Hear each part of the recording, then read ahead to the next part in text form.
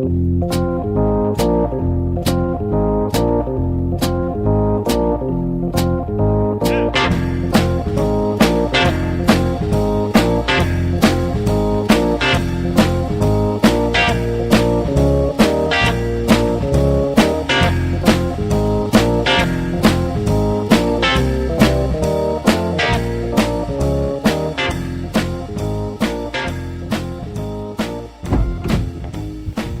so that's why Jacob got kicked off the team, and no one knew that's still an illegal drug. Yeah, makes sense. I don't doubt it. Well, what's up, guys? Welcome to Little League Goats podcast. Welcome on back. the road. Our last episode of Little League Goats. We got a special edition for us today. It's the carpool karaoke version. So to kick us off, what song are we singing? Let's kick it off. All right, stop. Collaborate and listen. Ice is back with a brand new one. How come we didn't do this the entire time? Why did we go to stupid field? Two trees that rock a mic like a vandal, light up a stage and watch you jump like a candle. Damn. We've been doing like the greatest of all time stuff. I feel like we need a greatest of all time. I'd say what's the greatest of all time fruit? Good question. I'm just gonna go strawberries. Like, I just love good Terry's berries, strawberries in like July or something. Okay. They're bomb, dude. Cut them up, put them on yogurt, ice cream. So I like fruit, but I'm not like the biggest fruit fan. Oh, you don't like sweet things? I do, but I don't. So I don't know if I like strawberries, dude. I don't think What's your favorite fruit? Everyone's gonna disagree, but I like my fruit warm. Like, I don't like it when fruit's cold. That's so weird. I don't like it when fruit's cold. Like, it hurts my teeth and it tastes bad. I like watermelon. I like warm watermelon. Warm watermelon? Like, it's already gone Wait, bad. you know what? I like cold raspberries. Greatest of all time student we've ever had. Comment below, what do you think?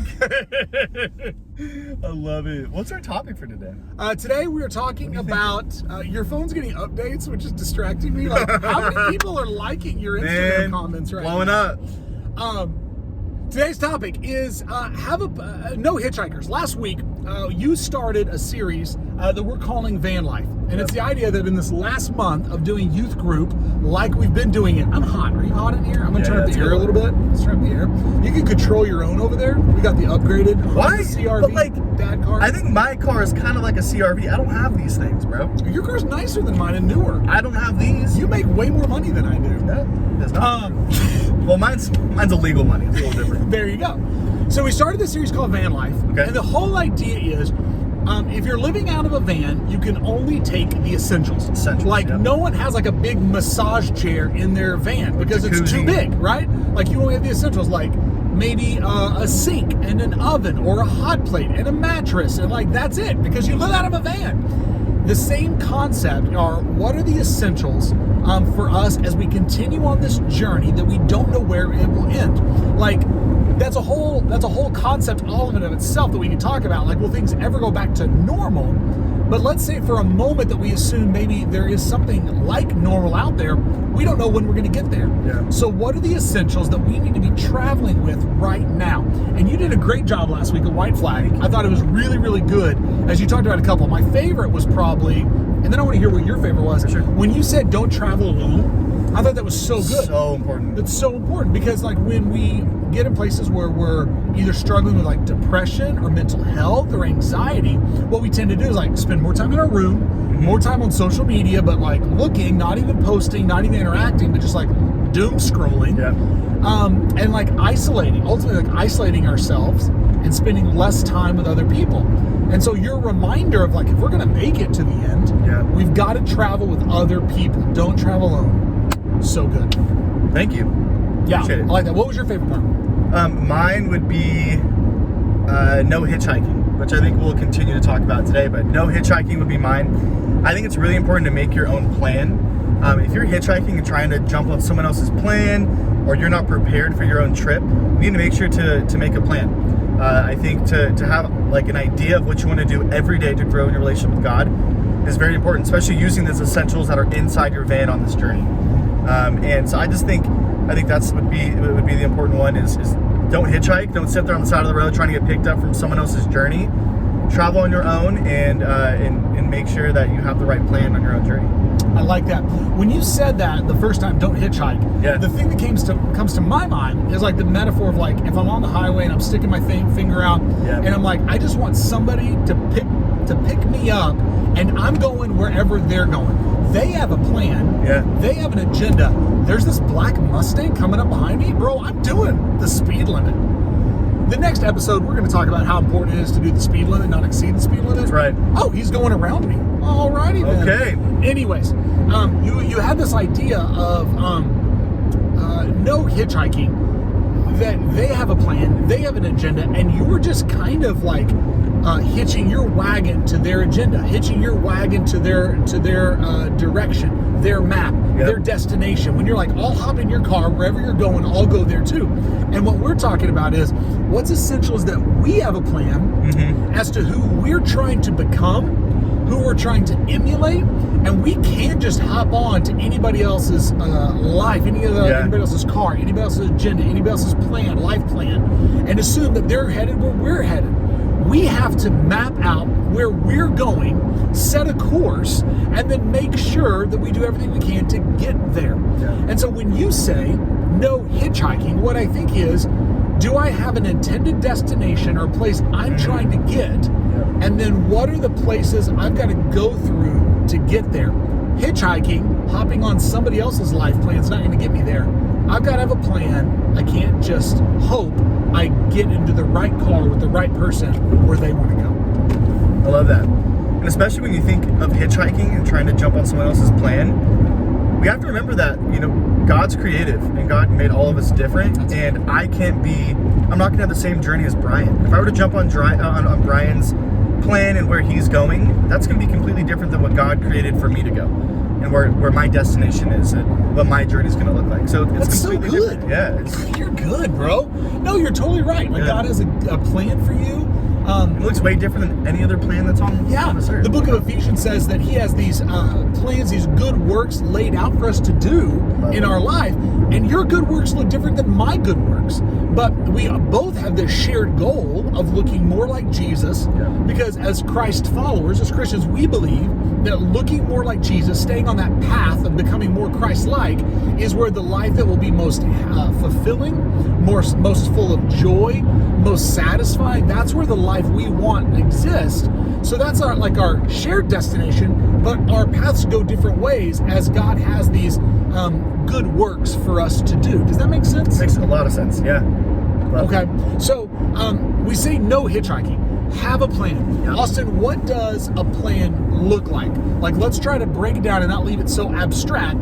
But if I'm like Blake Scampone sitting at home, Rebecca Sokolowski sitting at home, shout out, and you're saying make a plan, what might my plan look like? What's included? Essentials in a plan. If you're making a plan, I would say that a schedule is key. Schedule is key. What I mean by that is you need to make a set schedule to be able to grow in your relationship with God.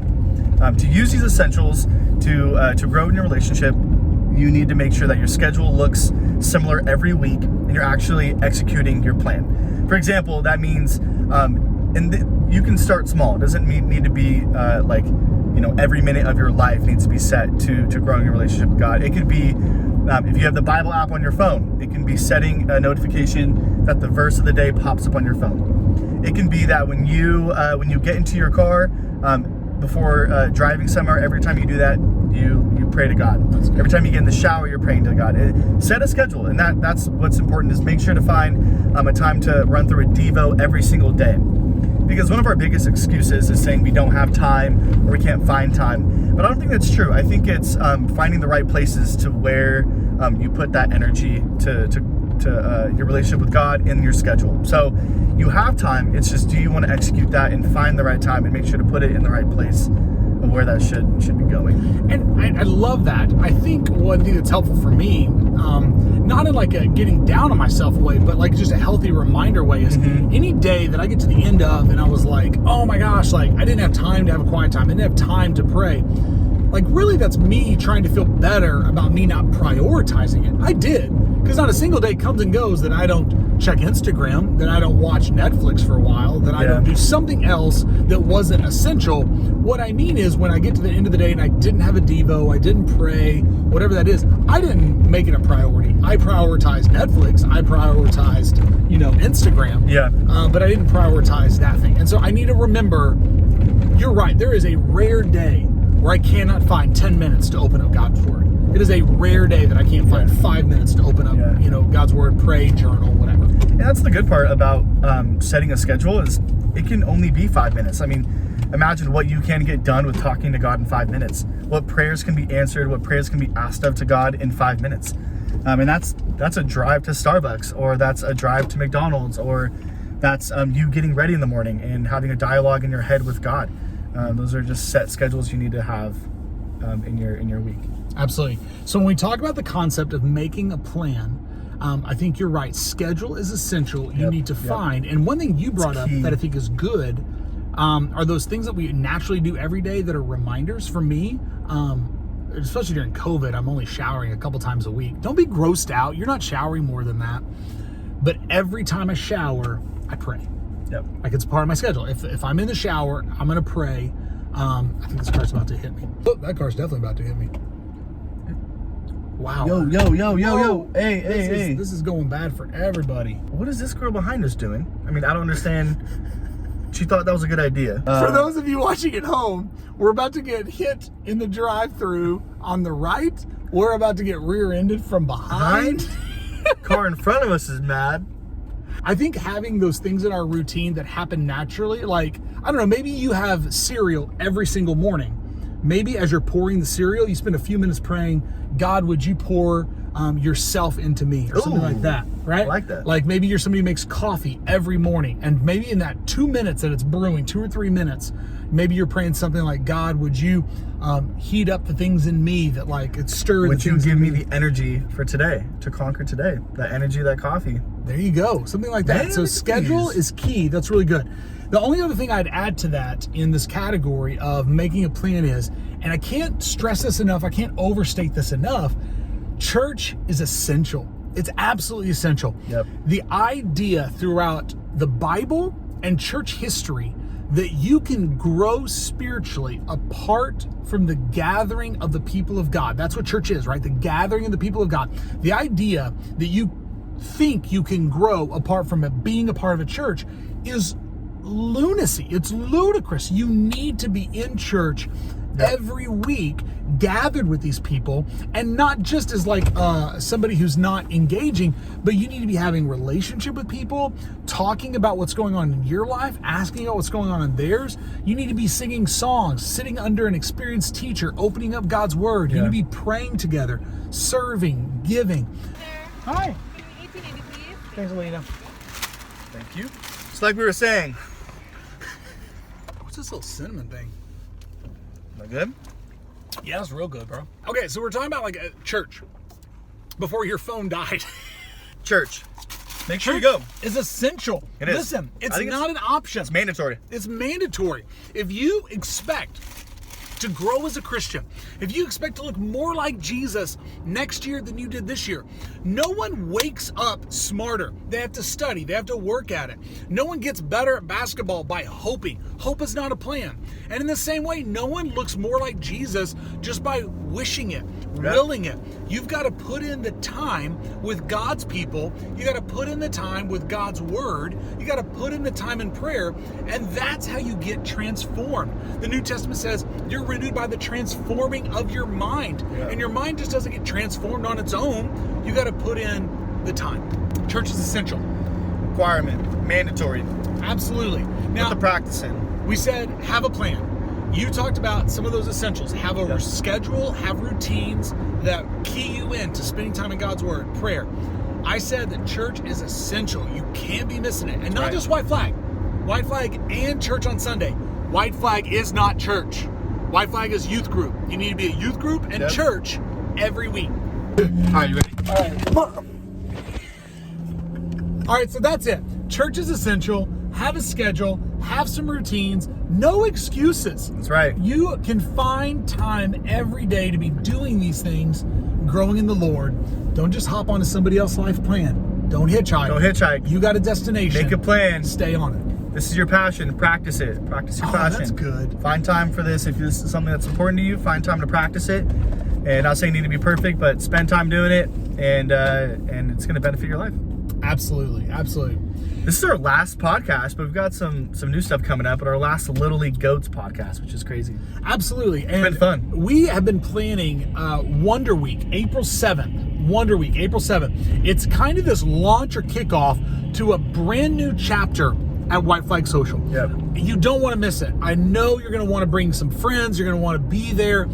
If you miss April 7th, it's a Wednesday night at the church, I guarantee you're going to find out what you missed and you're going to regret it. Yep. But it's a brand new chapter of what's going on. We're calling it Wonder Week because if you wonder what's next for White Flag, if you wonder what we're going to do this next season, if you wonder what could be, we're going to answer all those questions. Yep. April 7th, White Flag. That's right. What are we giving away? What are we doing that night? Giving away food. We're gonna play some games. A lot of you have been asking, like, if we want to go back to some old White Flag Social ways. We're listening to you, and we're gonna figure some ways out that in this new season it's gonna look similar to what we've been doing in the past, and we're excited to do that. So it's gonna feel almost like a vintage White Flag Social field. It's gonna be really good. I'm really stoked. So Wonder Week, April 7th, and then you'll find out everything we're gonna be doing going forward. It was really fun cruising around Ventura and St. Paul. I love it. Yeah. So cheers, man. Cheers. Next chapter of White Flag Social. Thank you for joining Little League Goats. It's been a blast, man.